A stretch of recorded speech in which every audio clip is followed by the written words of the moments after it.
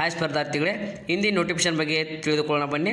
ಹಿಂದಿನ ನೋಟಿಫಿಕೇಶನ್ ಏನಂದರೆ ನೋಡಿರಿ, CSIR ಅಂದರೆ ನ್ಯಾಷನಲ್ ಮೆಟ್ರಾಲಜಿಸ್ಟ್ ಲ್ಯಾಬೊರೇಟರಿಯಲ್ಲಿ ಖಾಲಿ ಇರುವ ವಿವಿಧ ರೀತಿ ನೇಮಕಾತಿಯನ್ನು ಕರೆದಿದ್ದು. ನೋಡಿರಿ ಪೋಸ್ಟ್ ನೇಮ್ ಬಂದುಬಿಟ್ಟು ರಿಕ್ರೂಟ್ಮೆಂಟ್ ಆಫ್ ಮಲ್ಟಿಟಾಸ್ಕಿಂಗ್ ಸ್ಟಾಫ್ ಅಂದರೆ MTS ಹುದ್ದೆ ಕಾಲ್ಫಾರ್ಮ್ ಆಗಿದೆ. ಅಪ್ಲಿಕೇಶನ್ನ 5/1/2026 ಪ್ರಾರಂಭವಾಗಿದ್ದು ಕೊನೆಯ ದಿನಕ್ಕೆ ಬಂದುಬಿಟ್ಟು 6/2/2026 ಅಪ್ಲಿಕೇಶನ್ ಹಾಕಕ್ಕೆ ಅವಕಾಶ ಇರ್ತೈತಿ. ನೋಡಿರಿ, ಅಪ್ಲಿಕೇಶನನ್ನು ಆನ್ಲೈನ್ ಮೂಲಕ ಹಾಕಬೇಕಾಗಿರ್ತದೆ. ಮತ್ತು ಇನ್ನು ಯಾವ ರೀತಿ ಹುದ್ದೆಗಳು ಖಾಲಿ ಅದಾವ ಮತ್ತು ಎಜುಕೇಷನ್ ಕ್ವಾಲಿಫಿಕೇಷನ್ ಏನಾಗಿರಬೇಕು, ಏಜ್ ಲಿಮಿಟ ಎಲ್ಲವನ್ನು ನೋಡೋಕ್ಕಿಂತ ಮುಂಚೆ ಇನ್ನೂ ನನ್ನ ಚಾನಲ್ಗೆ ಸಬ್ಸ್ಕ್ರೈಬ್ ಆಗಿಲ್ಲ, ದಯವಿಟ್ಟು ಸಬ್ಸ್ಕ್ರೈಬ್ ಮಾಡ್ಕೊಳ್ಳಿ. ಮುಂದೆ ಯಾವುದೇ ಜಾಬ್ ಬಗ್ಗೆ ನಾವು ತಿಳಿಸಿದಾಗ ನಿಮಗೆ ನೋಟಿಫಿಕೇಶನ್ ಮೂಲಕ ತಿಳಿದು ಬರ್ತದೆ.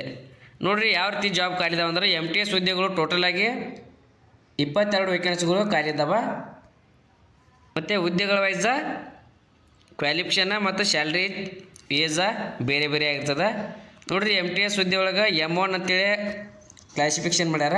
ಟೋಟಲಾಗಿ ಮಲ್ಟಿಟಾಸ್ಕಿಂಗ್ ಸ್ಟಾಫ್ ಹುದ್ದೆನೇ ಆಗಿದ್ದು ಅದರಲ್ಲಿ M1, M2, M3 ಅಂತೇಳಿ ಬೇರೆ ಬೇರೆ ರೀತಿಯಾಗಿ ಕ್ಲಾಸಿಫಿಕೇಷನ್ ಮಾಡಿದ್ದು. ನೋಡಿರಿ, ಮೊದಲನೇದಾಗಿ 14 ಪೋಸ್ಟ. ಇದರಲ್ಲಿ ಕ್ಯಾಟಗರಿ ವೈಸ್ ಹಂಚಿಕೆ ಯಾವ ರೀತಿ ಮಾಡ್ಯಾರ ಅಂದ್ರೆ UR ಅಭ್ಯರ್ಥಿಗಳಿಗೆ 3 ವೇಕೆನ್ಸಿ, EWS 3, OBC 1, ST ಅವರಿಗೆ 7 ವೇಕೆನ್ಸಿ ಖಾಲಿ ಇದ್ದಾವೆ.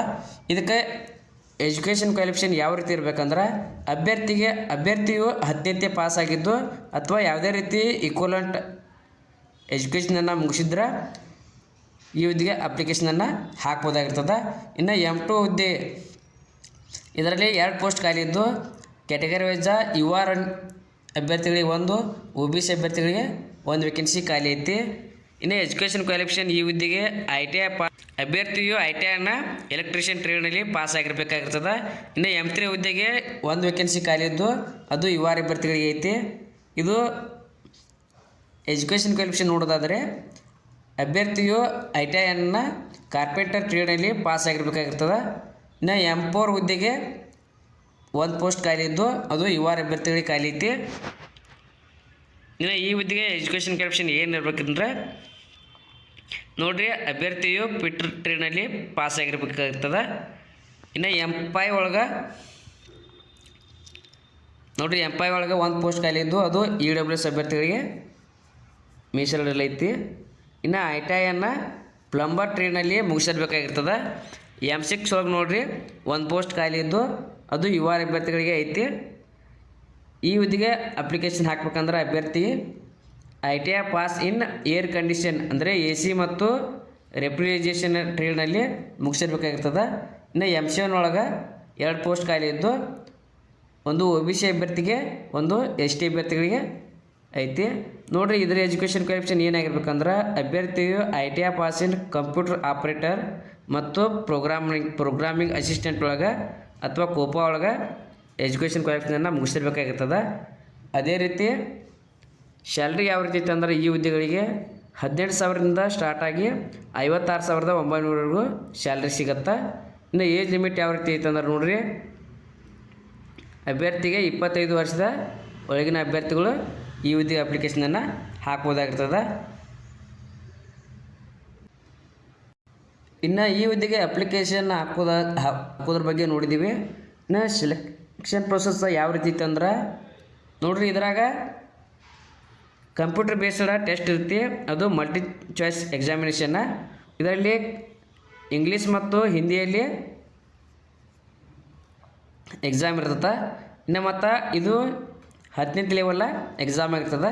ನೋಡಿ, ಟೋಟಲ್ 150 ಕ್ವಶನ್ಸ್ ಇರ್ತವೆ. ಟೈಮ್ ಬಂದುಬಿಟ್ಟು 2 ತಾಸು ಟೈಮ್ ಕೊಟ್ಟಿರ್ತಾರೆ. ಮತ್ತು PWBD ಅಭ್ಯರ್ಥಿಗಳಿಗೆ 40 ನಿಮಿಷ ಎಕ್ಸ್ಟ್ರಾ ಕೊಟ್ಟಿರ್ತಾರೆ. ಬರೀ ಹಾಗಾದ್ರೆ ರಿಟರ್ನ್ ಎಕ್ಸಾಮ ಯಾವ ರೀತಿ ಇರ್ತದೆ ನೋಡೋಣ. ಸಬ್ಜೆಕ್ಟ್ ನೋಡಿರಿ, ರಿಟರ್ನ್ ಎಕ್ಸಾಮ್ಗೆ ಯಾವ ರೀತಿ ಇರ್ತಾವಂದ್ರೆ ಜನರಲ್ ಇಂಟೆಲಿಜೆನ್ಸ್ ಇರ್ತಿ, ಅದು 25 ಕ್ವಶನ್ಸ್ ಇರ್ತಾವೆ, 75 ಮಾರ್ಕ್ಸ. ಅಂದರೆ ಒಂದು ಕ್ವಶನ್ಗೆ 3 ಮಾರ್ಕ್ಸ್ನಂತೆ 75 ಮಾರ್ಕ್ಸ್ ಇರುತ್ತೆ. ನೋಡಿರಿ, 1 ನೆಗೆಟಿವ್ ಮಾರ್ಕ್ ಇರ್ತೈತಿ. ನೋಡಿರಿ, ಒಂದು ಕ್ವಶನ್ಸ್ಗೆ ಆನ್ಸರ್ ನೀವು ತಪ್ಪಾದರೆ 1 ನೆಗೆಟಿವ್ ಮಾರ್ಕ್ ಅಂತೇಳಿ ಕಟ್ ಆಗತ್ತೆ. ಎರಡನೇದು ನೋಡಿರಿ, ಕ್ವಾಂಟಿಟಿ ಆಪ್ಟಿಟ್ಯೂಡ 25 ಕ್ವಶನ್ಸ್ ಇರ್ತಾವೆ, 75 ಮಾರ್ಕ್ಸ. ಇದರಲ್ಲಿ ಕೂಡ 1 ನೆಗೆಟಿವ್ ಮಾರ್ಕ್ ಇರುತ್ತೆ.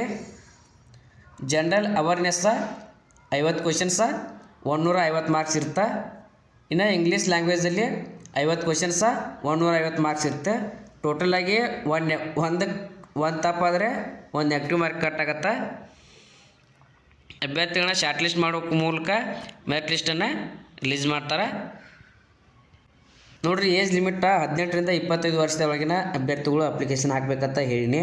ಅದೇ ರೀತಿ ಏಜ್ ರಿಲ್ಯಾಕ್ಸನ್ಸ್ ಕೂಡ ಅಪ್ಲೈ ಆಗ್ತದೆ ಕ್ಯಾಟಗರಿ ವೈಸ. ನೋಡಿರಿ, ನೀವು SC ST ಅಭ್ಯರ್ಥಿಗಳಾಗಿದ್ದರೆ ನಿಮಗೆ 5 ವರ್ಷ ಏಜ್ ರಿಲ್ಯಾಕ್ಸನ್ಸ್ ಇರ್ತಿ. ಅಂದರೆ 30 ವರ್ಷದ ಒಳಗಿನ ಅಭ್ಯರ್ಥಿಗಳು ಈ ಹುದ್ದೆಗೆ ಅಪ್ಲಿಕೇಶನನ್ನು ಹಾಕ್ಬೋದು.